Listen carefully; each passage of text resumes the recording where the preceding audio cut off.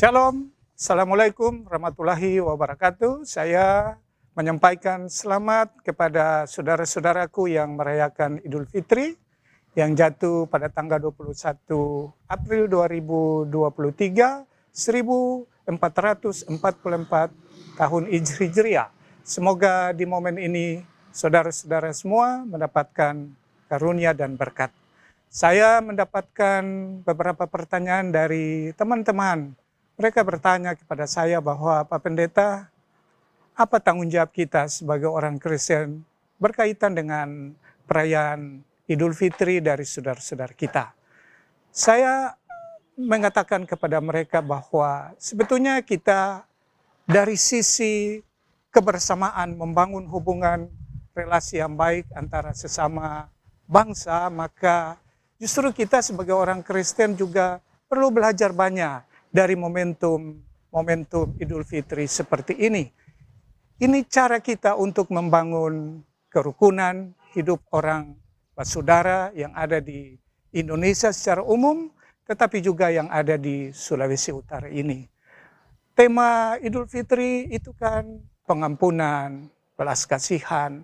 Maka kita juga mendapatkan kesempatan dengan momentum Idul Fitri ini, bagaimana kita sebagai orang Kristen melihat tanggung jawab kita untuk saling mengasihi, saling mengampuni, saling menolong, saling membantu antara satu dengan yang lain.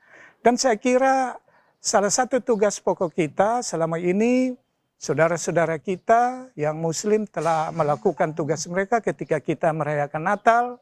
Mereka datang dan kemudian menjaga gereja-gereja kita. Sekarang kita coba lagi bagaimana tanggung jawab kita sebagai orang Kristen.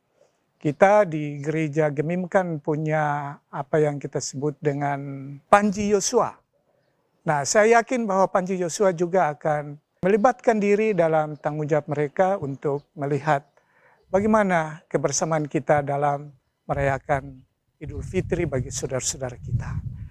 Ada juga yang mengatakan bahwa Pak Pendeta, apakah ada hubungan dengan perayaan-perayaan Hari Raya Gerejawi dengan perayaan Idul Fitri? Tanpa saya menjawab, saya mengatakan begini. Kita kan barusan merayakan Paskah. Paskah itu adalah sebuah pembebasan dari dosa. Idul Fitri ini saudara-saudara kita, mereka merayakan sesudah 1 bulan mereka menjalani ibadah puasa.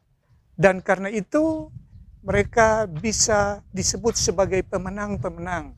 Mereka boleh bertahan, mereka boleh menunjukkan kualitas iman mereka, dan karena itu mereka bersyukur di Idul Fitri ini adalah bulan suci.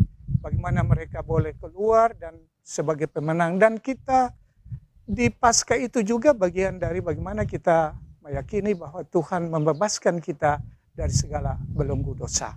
Dan karena itu di semua momen-momen peristiwa gerejawi, tetapi juga saudara-saudara kita di Muslim dalam perspektif kehidupan orang basudara, mari kita melihat ini adalah sebuah kesempatan bersama kita untuk membangun kerukunan, membangun kebersamaan, menciptakan suasana hidup yang nyaman, damai, dengan tetap saling menerima satu dengan yang lain dalam berbagai perbedaan.